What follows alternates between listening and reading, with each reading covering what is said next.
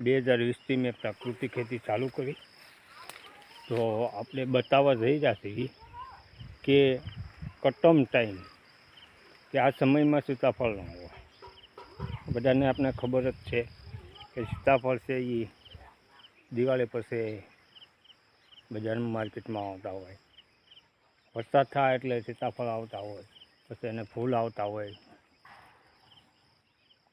તો જોઈ શકો અત્યારે આપણે આ સીતાફળ આજે તારીખ 11/6/2024ના રોજ આજે અમે બતાવી રહ્યા છીએ.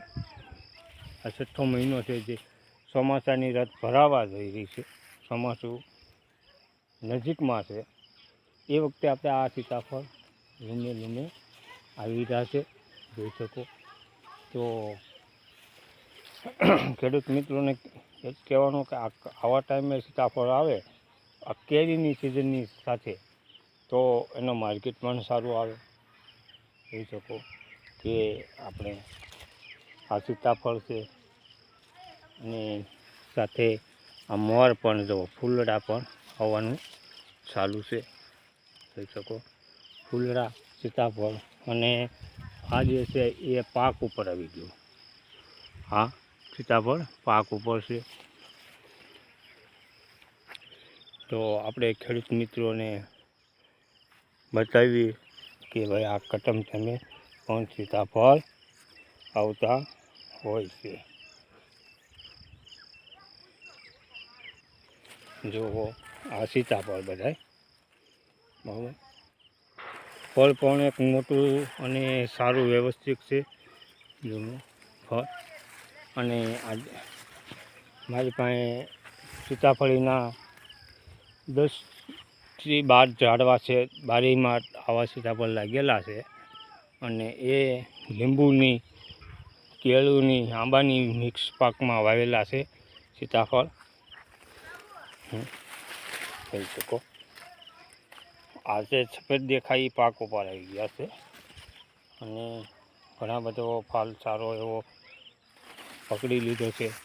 નકર આ સીતાફળ આ નળો આવે, તડકો આવે ને, તો આ રીતનું કાળું પડી અને જે સીતાફળ ફૂંકાઈ જતું હોય, જો કાળું પડી, આમાં 4થી 5 સીતાફળની આ પ્રશ્ન આવ્યો.